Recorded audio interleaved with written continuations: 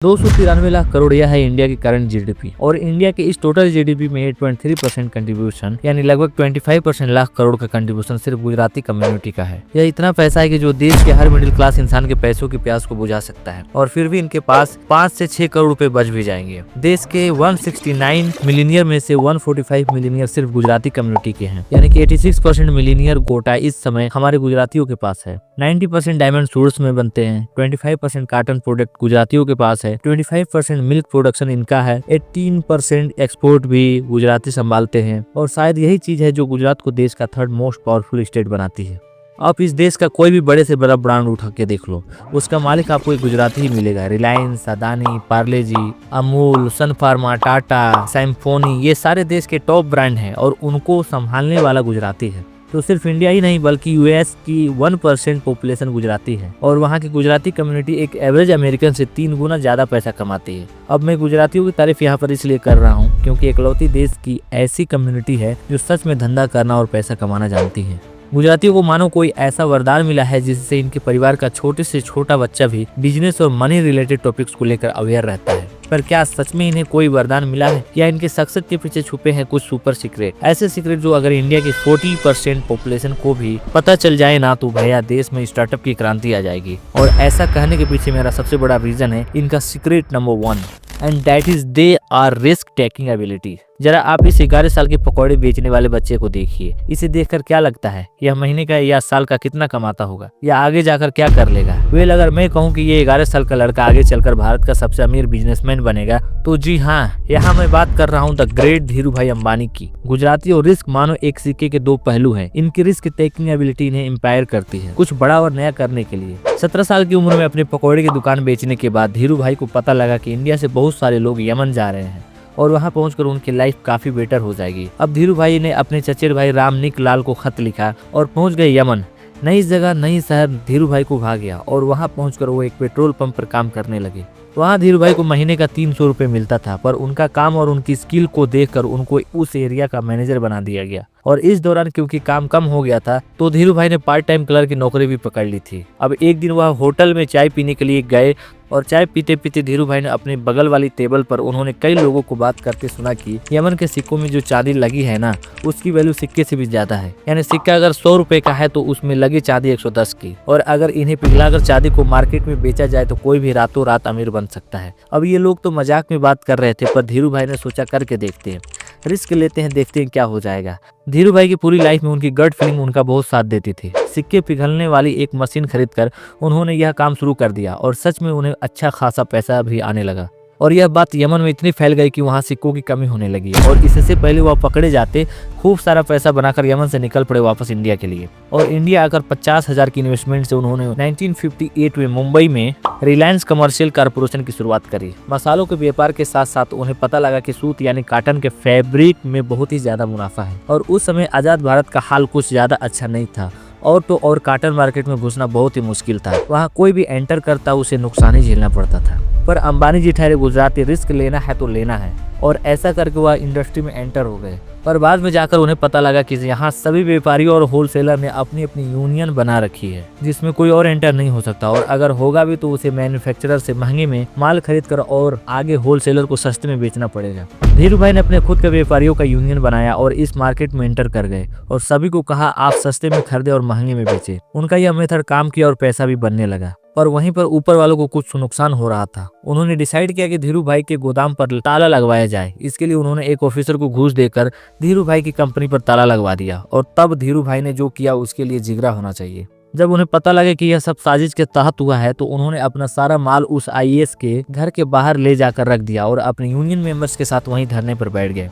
और थोड़ी देर में उस ऑफिसर के घर पर हाई लेवल मीटिंग होने वाली थी तो धीरू भाई ने कहा ताला खुलवा दीजिए वरना यहाँ से ना हम हटेंगे ना हमारा सम्मान। धीरू भाई अंबानी के आगे कोई बोल सकता था क्या? और उस ऑफिसर ने ताला खोला और वहाँ से जो उनकी गाड़ी चली उसने फिर धीरू भाई को आजाद भारत का पहला आईपीओ वाला इंसान बनाया, लोगों का मसीहा बनाया और साथ ही साथ 75,000 करोड़ का मालिक। 11 साल के उस गुजराती बच्चे के अंदर रिस्क लेने की जो क्वालिटी थी ना उसने द ग्रेट धीरू भाई अंबानी बना दिया। इतना ही रिस्क लेने के साथ साथ गुजरातियों का एक और सीक्रेट होता है।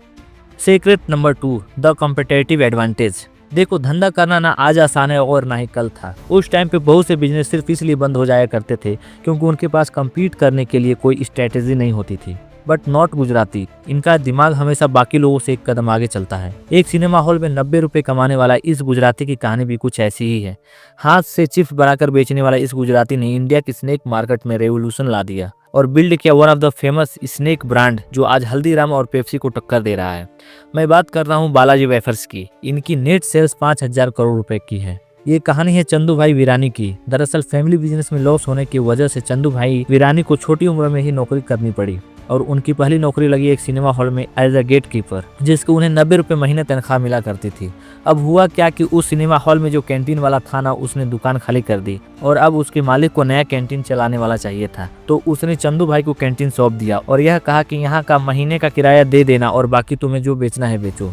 तो चंदू भाई का परिवार किसान परिवार था और सभी लोग हाथ से बना खाना पसंद करते थे। तो चंदू भाई ने स्नैक आइटम के लिए हैंडमेड चिप्स बनाने का सोचा और उसे नॉर्मल से पैकेट में पैक करके सिनेमा हॉल में बेचने लगे और वहां पर लोगों को ये चिप्स सच में पसंद आने लगी और उनका धंधा चल पड़ा। सिर्फ सिनेमा हॉल ही नहीं बल्कि आसपास के कई लोग इनके पास आने लगे और इनकी सेल्स बढ़ने लगी। बाद में चंदू भाई को समझ आया कि क्यों ना इसे एक बड़ा ब्रांड बनाया जाए और इसके लिए कैंटीन से ये पॉसिबल नहीं था और मार्केट में ऑलरेडी इस फील्ड में बहुत कंपटीशन था। लगभग सारी स्नैक कंपनियां एक ही प्राइस रेट पर काम करती थी।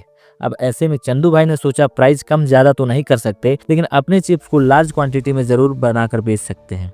दरअसल उस समय मोस्टली स्नैक कंपनी सिर्फ लोकली ऑपरेट कर रही थी और विदेशी ब्रांड लोग खाना नहीं चाहते थे। ऐसे में चंदू भाई ने मार्केट गैप को देखा और लोकल एरिया से बाहर पूरे शहर में चिप्स बेचना शुरू किया। पर इतने बड़े ऑर्डर का काम हाथ से नहीं हो सकता था, इसके लिए उन्हें चाहिए थी मशीन। तो आज तो सारी स्नैक कंपनियां मशीन यूज करती है, पर 1982 में चंदू भाई पहले ऐसे ओनर बने जिन्होंने स्नैक बनाने के लिए कोई मशीन ली थी और एक ब्रांड बनाया बालाजी वेफर्स। इस स्ट्रेटेजी ने उन्हें अपने कॉम्पिटिटर से एक कदम आगे कर दिया। फिर धीरे धीरे उन्होंने पहले गुजरात के 90% मार्केट को कैप्चर किया और उसके बाद 5 सालों के अंदर अंदर महाराष्ट्र, राजस्थान, एमपी और गोवा में अपना बिजनेस एक्सपेंड किया और ऐसा करते करते पूरे भारत में पकड़ बना ली। मैं जानता हूँ आप में से बहुत से लोग इस ब्रांड को नहीं जानते होंगे। लेस, कुरकुरे, बिंगो बस इन्हीं के बारे में जानते होंगे, पर बालाजी वेफर्स इन सारे ब्रांड्स को ऑलरेडी पीछे छोड़ चुका है और इंडिया में इनके अकेले के पास टोटल स्नैक मार्केट का 65% है because they made snacking easy.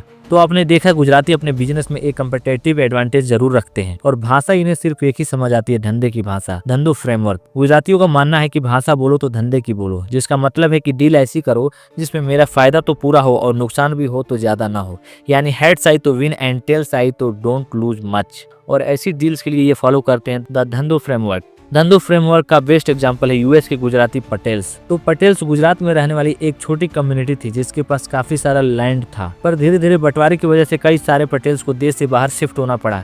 कुछ यूएस गए, कुछ इंग्लैंड, तो कुछ अफ्रीकन कंट्रीज में बिजनेस करने लगे।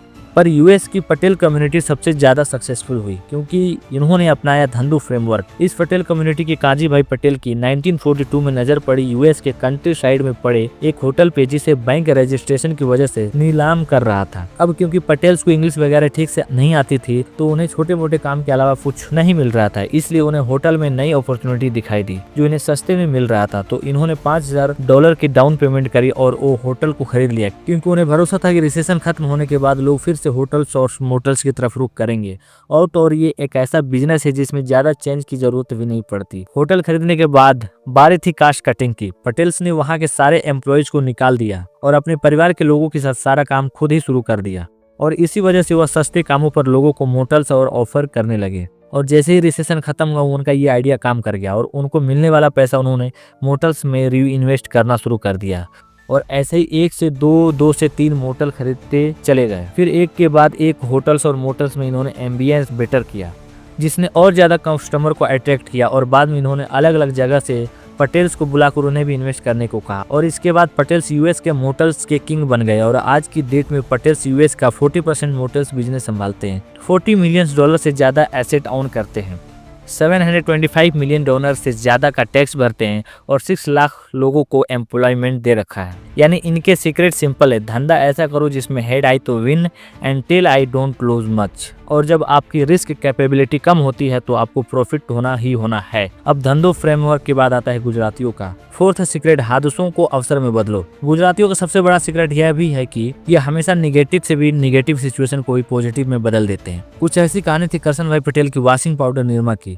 आई गेस ये एडवर्टाइजमेंट हम सबने अपने बचपन में बहुत देखा होगा। 19वीं सेंचुरी में दूरदर्शन से लेकर 2016 तक के HD कलर टीवी पर ये एडवर्टाइजमेंट खूब जोरों शोरों से चला करता था। पर क्या आप जानते हैं इस ब्रांड के पीछे की कहानी बहुत ही हार्ट ब्रेकिंग है। अब निरमा नाम सुनकर आप सबको याद आता है कि एक वॉशिंग पाउडर जो हमारे मम्मी पापा के लिए एक एलिट वॉशिंग पाउडर माना जाता था। पर करसन भाई पटेल का निरमा ब्रांड रखने के पीछे का कारण था उनकी बेटी निरुपमा जिन्हें वो निरमा कहकर बुलाया करते थे। काफी यंग एज में कार एक्सीडेंट में उनकी जान चली गई थी। करसन भाई इस एक्सीडेंट के बाद काफी डिप्रेस थे और उन्होंने सोचा कुछ ऐसा काम शुरू किया जाए जिससे मेरी बेटी का नाम हर हिंदुस्तानी की जुबान पर अमर हो जाए। इसलिए वो अपनी जॉब से आकर पीछे वाले वेयर हाउस में डिटर्जेंट फार्मूले पर काम करने लगे। उन्होंने देखा मार्केट में जो विदेशी डिटर्जेंट प्रोडक्ट है उसमें केमिकल कंसंट्रेशन ज्यादा है, प्लस हिंदुस्तान यूनिलीवर का सिर्फ 15 रुपए के आसपास का था। 1969 में 15 रुपए भी बहुत हुआ करते थे। इसलिए करसन भाई ने इंडियन टेक्निक का यूज करके एक ऐसा डिटर्जेंट बनाया जो हाथों के लिए भी अच्छा हो और पॉकेट फ्रेंडली भी। करसन भाई ने अपना पहला डिटर्जेंट बनाया मात्र 3 रुपए 50 पैसे में। अब उनके पास ज्यादा सोर्सेस नहीं थे और ना ही मार्केटिंग और सप्लाई के लिए ज्यादा पैसा खर्च कर सकते थे, तो उन्होंने अपने प्रोडक्ट को पहले लोकल एरिया में सप्लाई करने का शुरू किया। उन्होंने घर घर जाकर साइकिल में डिटर्जेंट की सप्लाई शुरू करी। आप सब जानते ही होंगे एक नॉर्मल सेल्समैन की इंडिया में क्या हालत है। करसन भाई पटेल को भी सारी उन परेशानियों से गुजरना पड़ा, पर प्राइस पॉइंट कम होने के वजह से लोगों ने उन्हें सुनना शुरू किया और उनका प्रोडक्ट खरीदने भी लगे और धीरे धीरे डिमांड बढ़ने लगी। तो करसन भाई ने सोचा क्यों ना अपने प्रोडक्ट को लोकल स्टोर्स पर लगा दिया जाए। उन्होंने वैसा ही किया, पर अभी भी निरमा को लोग ज्यादा खरीद नहीं रहे थे और ऐसे में लार्ज स्केल पर रीच करने के लिए उन्होंने अपने प्रोडक्ट को लोगों तक पहुंचाने के लिए एडवर्टाइजमेंट बनवाया। Washing powder Nirma DD national पर चालू हुई। इस एड ने मानो लोगों के दिलों में घर कर लिया। अब हर कोई निरमा को जानने लगा।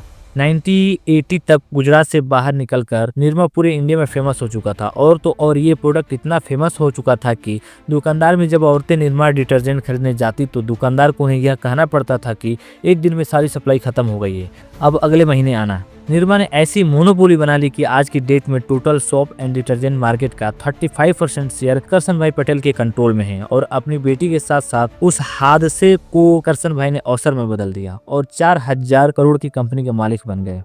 Secret number 5, innovation and expansion. देखो किसी भी धंधे का सबसे बड़ा रिक्वायरमेंट होती है टाइम के साथ चेंज। इसलिए हर गुजराती बिजनेस कहीं ना कहीं इनोवेशन और न्यू लॉन्चेज पर बहुत ध्यान देता है, because they know change is the necessity. कुछ ऐसा ही किया सन फार्मा के मालिक दिलीप सांघवी ने। उन्होंने 27 साल की उम्र में सन फार्मा की शुरुआत करी, जो आज 40,000 करोड़ से ज्यादा का रेवेन्यू जनरेट करती है। 100 से ऊपर कंट्रीज में अपने प्रोडक्ट को सेल करती है और 2.5 लाख करोड़ की मार्केट वैल्यूएशन के साथ सन फार्मा देश की लार्जेस्ट फार्मास्यूटिकल कंपनी है। पर यह सब कुछ हमेशा से इतना आसान नहीं था। दरअसल दिलीप के पिताजी अपना खुद का फार्मास्यूटिकल स्टोर चलाते थे, इसलिए दिलीप जी को इस बिजनेस के बारे में थोड़ा बहुत आइडिया था। 27 की उम्र में मात्र 10,000 के कैपिटल के साथ दिलीप जी ने सन फार्मा की शुरुआत करी। दिलीप जी ने देखा कि नॉर्मल जेनेरिक मेडिसिन में बहुत ज्यादा कंपटीशन है और अगर हमें बड़ा करना है तो किसी ऐसी मार्केट में एंटर करना पड़ेगा जहां कंपटीशन कम हो और लोगों का भरोसा जीता जा सके। इसलिए उन्होंने ढूंढा साइकेट्रिक मेडिसिन। अब इस नीच में उतरने के बाद उन्होंने जो थोड़ा बहुत प्रॉफिट होता था वह वापस से सन फार्मा में इन्वेस्ट कर दिया करते थे और नए नए अपॉर्चुनिटी और पब्लिक रिलेशन के आइडिया सर्च किया करते थे। और ऐसे ही करते करते उन्हें एक आइडिया आया मार्केटिंग इन्वेशन का। उन्होंने देखा कि मोस्टली फार्मा कंपनी सिर्फ B2B सेल्स कर रही थी और उन्होंने अपना प्रोडक्ट को हॉस्पिटल और पब्लिक दोनों में बेचना शुरू किया, यानी कि FMCG कंपनी की तरह ऑपरेट करने लगे। और इसी वजह से सन फार्मा इंडिया की इकलौती ऐसी कंपनी है जिसका ऑपरेटिंग प्रॉफिट बाकी कंपनी के मुकाबले सबसे ज्यादा है। सन फार्मा 100 रुपए के प्रोडक्ट पर 45 रुपए का प्रॉफिट मार्जिन अर्न करती है। अब बारी थी सन फार्मा की ग्लोबल एक्सपेंशन की। तो 1997 में दिलीप जी को पता चला कि कार्को फार्मा नाम की कंपनी है जो लॉस में जा रही है और ये सबसे बेस्ट टाइम था इस कंपनी को एक्वायर करने का। तो फाइनली कार्को कंपनी को पूरी तरीके से एक्वायर कर ली और धीरे धीरे US मार्केट में भी मार्केट लीडर बन गए। आज के डेट में सन फार्मा की 70% रेवेन्यू US की टॉप सिटी से आती है। इसके बाद 2014 तक कार्डियोलॉजी की प्रोडक्ट बनाना शुरू कर दिया। इसी साल उन्होंने रैन वैक्सी की मेजर शेयर को खरीदा जिसने इन्हें देश का सबसे अमीर आदमी बना दिया। अब 2015 तक वो मुकेश अंबानी से आगे निकल चुके थे और उन्हें 2016 में पद्मश्री अवार्ड से भी सम्मानित किया गया था। तो एट लास्ट गुजरातियों का मोस्ट इम्पोर्टेंट बिजनेस सीक्रेट है B innovative and expand continuously. अब ये 5 स्टोरी हमें गुजरातियों के धंधा करने के माइंडसेट के बारे में सिखाती है कि चाहे आपकी जेब में पैसे कम हो, लेकिन पैसा कमाने की जो भूख है ना, वो आपको दुनिया के सबसे अमीर इंसानों की लिस्ट में लाकर खड़ा कर सकती है। तो आज के लिए बस इतना ही, मिलते हैं अगली वीडियो के साथ, तब तक के लिए लव यू रहेगा।